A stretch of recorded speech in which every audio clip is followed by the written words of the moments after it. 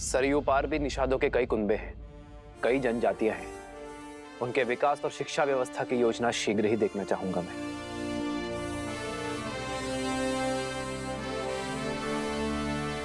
अयोध्या नरेश की जय हो।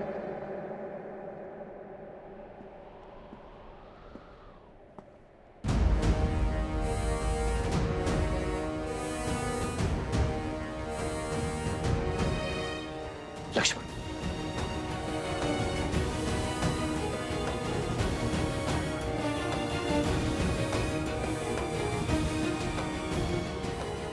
सेनापति लक्ष्मण, राजा राम के आदेशानुसार महारानी सीता को अर्थात मेरी भाभी मां को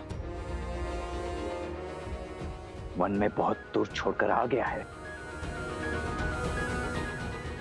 उन्हें वन में इतनी दूर छोड़ाया हूं जहां अयोध्या की। लक्ष्मण,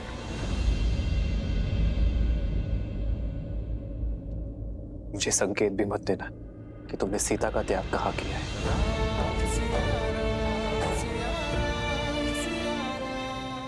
जी महाराज, अवश्य प्रतीत होता है आसुरी माया अयोध्या की प्रजा के साथ साथ राजा पर भी हावी हो चुकी है।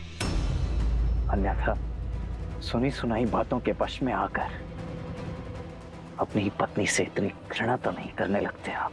लक्ष्मण, अपने शब्द वापस लो। भैया का केवल निर्णय जानते हो तुम, उसके पीछे का कारण नहीं। जानने की आवश्यकता भी नहीं है भरत भैया।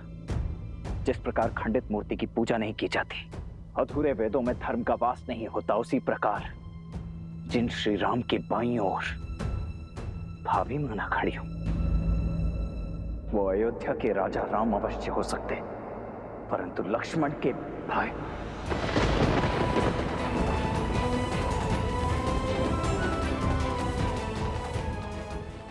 भाई कदापि नहीं।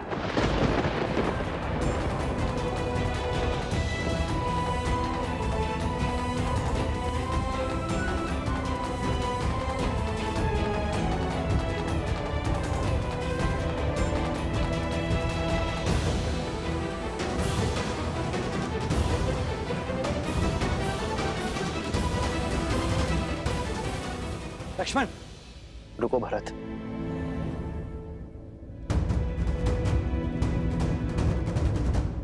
अपने बड़े भाई की दशा समझते हो तो अपने छोटे भाई की मनोदशा को भी समझो। मुझे लक्ष्मण से कोई क्रोध नहीं।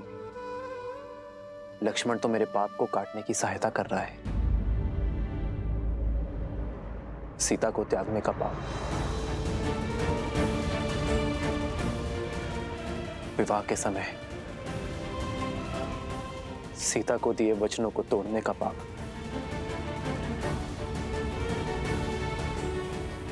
भरत, जिस दिन लक्ष्मण मुझे क्षमा कर देगा, मैं इन सभी पापों से मुक्त हो जाऊंगा। भैया,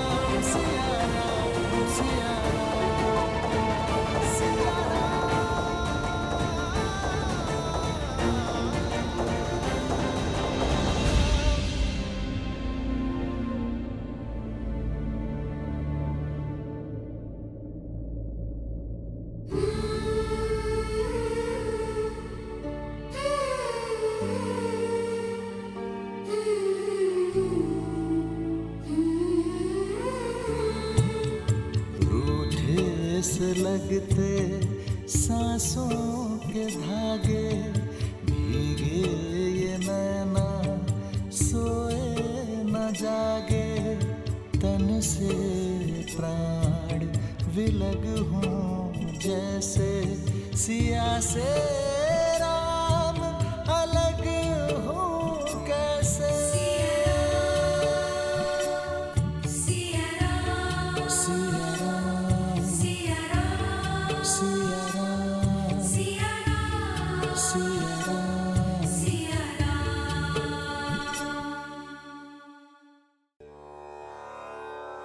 ये उपहार आश्रम वासियों के लिए, आप इन्हें सब में वितरित कर दीजिए। आश्रम वासियों की ओर से धन्यवाद देवी।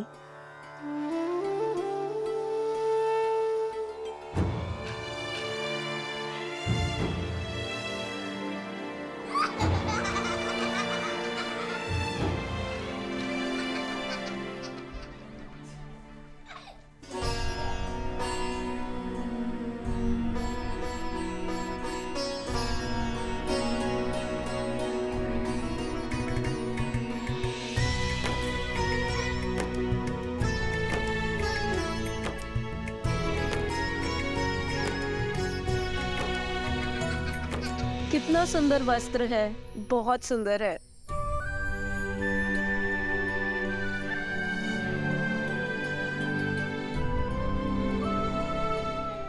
देवी, आपके दिए हुए वस्त्र देखे हमने, बहुत ही सुंदर है।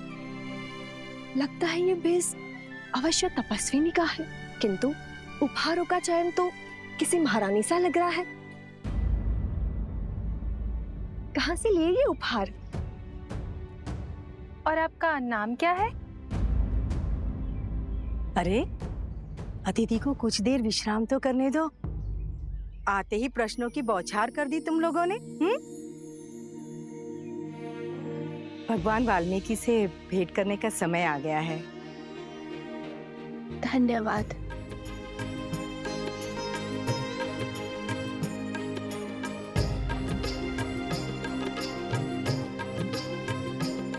कितनी सुंदर है, सच में किसी राजसी परिवार से लग रही है।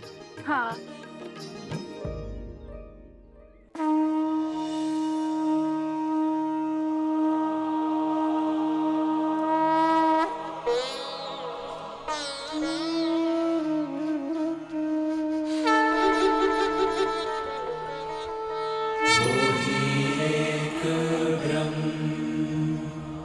अजर अमर अनडोल निश्चल पुरुषोत्तम सर्वपूर्णम श्री गुरु वाल्मीकि भगवान जी। प्रणाम। सौभाग्यशालिनी हूं मैं कि मुझे आपके पावन सानिध्य में शरण मिली। रघुवंशी आपके इस उपकार के लिए सदा आपके सामने नतमस्तक रहेगा। इस आश्रम को तुम्हारी ही प्रतीक्षा थी जानकी। ये आश्रम तुम्हारे लिए शरण नहीं, घर है तुम्हारा। धन्यवाद। किंतु एक निवेदन है। निर्भय होकर कहो। आप तो अंतर्यामी है, सर्वज्ञाता है। आपने मुझे पहचान लिया, किंतु मैं नहीं चाहती कि यहाँ किसी को मेरा परिचय मिले, और ना ही मैं यहाँ किसी को वन में आने का कारण बता सकती हूँ। ये संसार वो बहेलिया है जिसे सुख और आनंद में डूबे पंछियों को अलग करने में बड़ा सुख मिलता है। इसीलिए इस जग में प्रेम और संतोष को पाना इतना कठिन है। तुम्हारी कथा, तुम्हारी व्यथा और वन में भेजे जाने का कारण मैं सब जानता हूं। निश्चिंत रहो। यहां इस वन में ना ही तुमसे कोई तुम्हारा नाम या परिचय पूछेगा और ना ही कोई संदेह करेगा। यहां सब तुम्हें वन देवी के नाम से जानेंगे।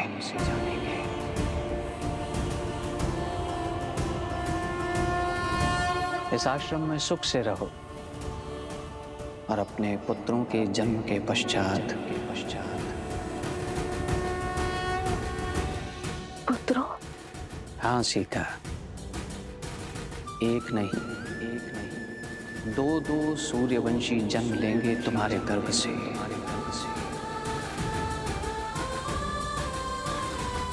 और इस आश्रम में धर्म का ज्ञान प्राप्त करेंगे।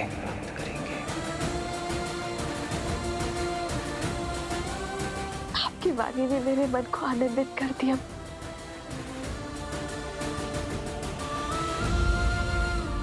किंतु एक प्रश्न है जिसने मेरे मन को व्याकुल किया हुआ है।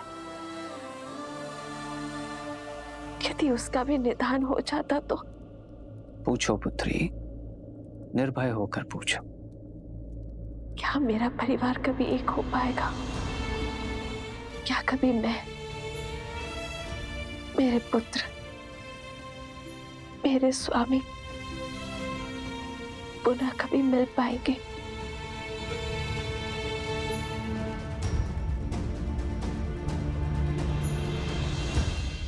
प्रभु मिलन का समय जान लेने से भक्ति का क्षय हो जाता है पुत्री, और मिलन का समय जान लेने से मिलन के आनंद का। इसीलिए नियति के लेख को समय से पहले पढ़ने का या पढ़ने का प्रयास करना व्यर्थ है। फिर भी तुम्हारे हृदय की शांति के लिए मैं इतना अवश्य बता सकता हूं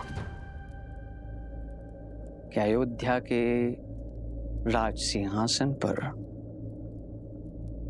तुम्हारे पुत्रों का राज्याभिषेक अवश्य होगा।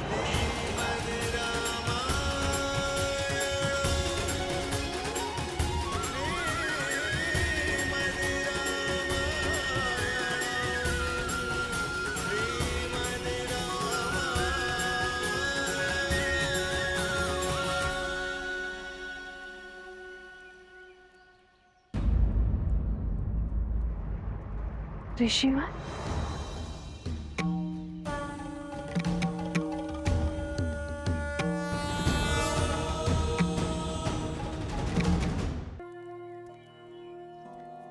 धन्यवाद ऋषिवर।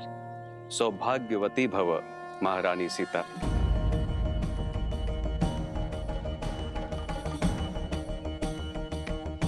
देवी, चिंतित ना हो, यहाँ मेरे अतिरिक्त किसी और को यह भान नहीं।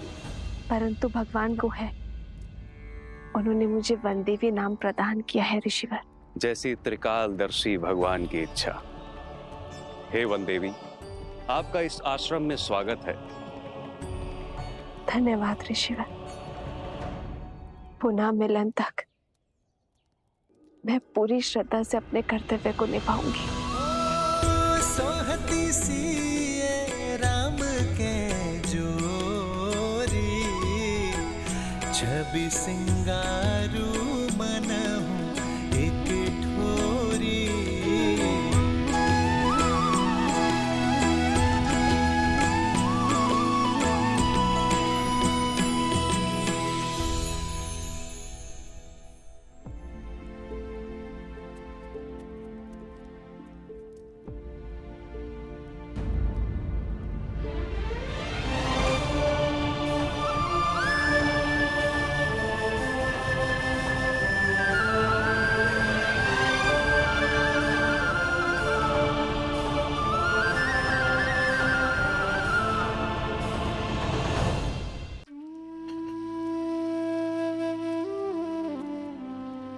जानती हूँ राम कि तुमने सात्विक जीवन जीने का निर्णय किया है और राजसी भोजन स्पर्श भी नहीं करोगे, इसीलिए वनवासियों वाला भोजन ही लाई हूँ।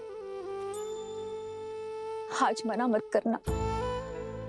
जब से सीता गई है तुमने अन्न का एक अंश भी नहीं खाया।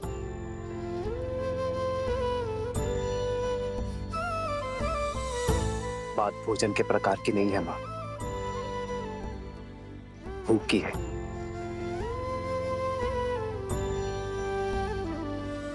मुझे भूख नहीं है। खा लो। कैसे खा लूं माता? न जाने मेरे पति ने भोजन किया होगा या नहीं। अब केवल पत्नी नहीं, माँ भी हो तुम। तुम्हारा जीवन, तुम्हारा स्वास्थ्य आने वाली संतान के जीवन और स्वास्थ्य से भी जुड़ा है, और तुम्हारा पहला कर्तव्य है अपने गर्भ में पलने वाले शिशु को पोषण देना।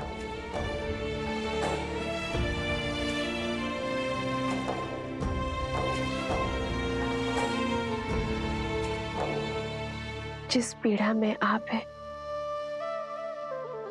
निश्चिंत ही आपने अनुग्रह नहीं किया होगा। अरे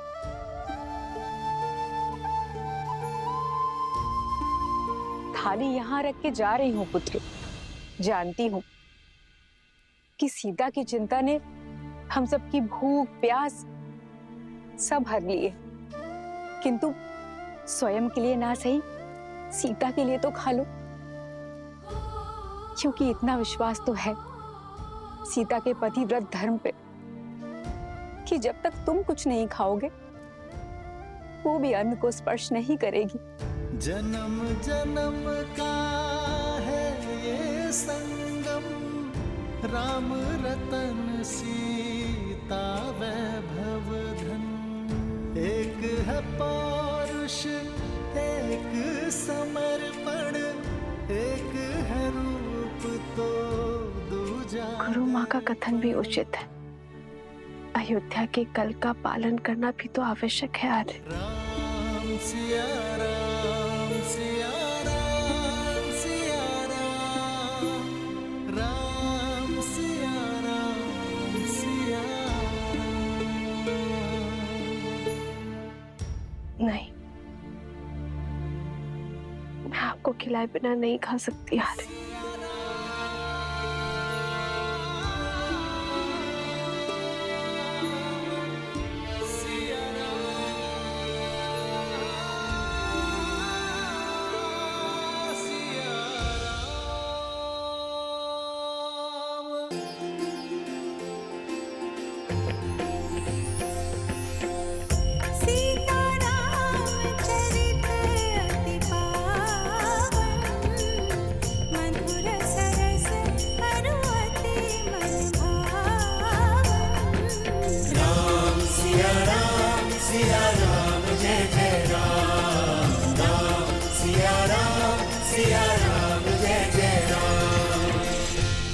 जब पता होगा कि आपने भोजन किया है तभी मुझे तृप्ति मिलेगी आर्य, तभी मुझे भोजन करने की इच्छा होगी कि आपके कंठ से ग्रास न उतरने का विचार ही मुझे भयभीत कर रहा है आर्य।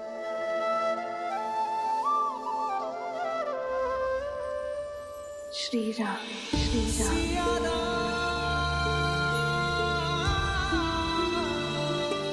सीते,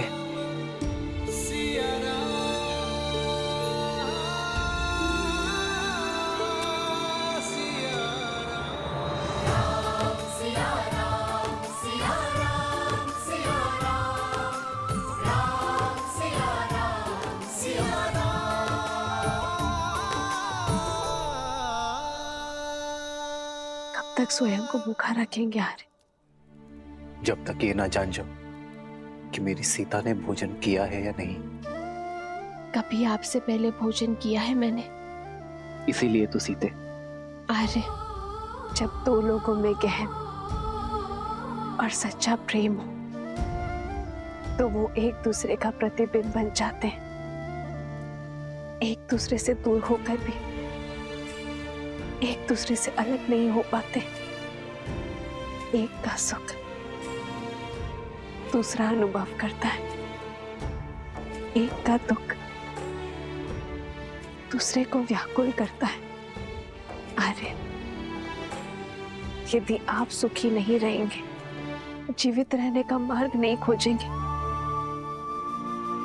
तो मैं सुख के साथ अपना जीवन कैसे व्यतीत कर पाऊंगी आर्य? मेरे लिए, मेरे गर्भ में पल रही संतान के लिए आपका सामान्य होना आवश्यक है आर्य। इसलिए स्वयं को क्षमा कर दीजिए। भाग्य के इस लेख को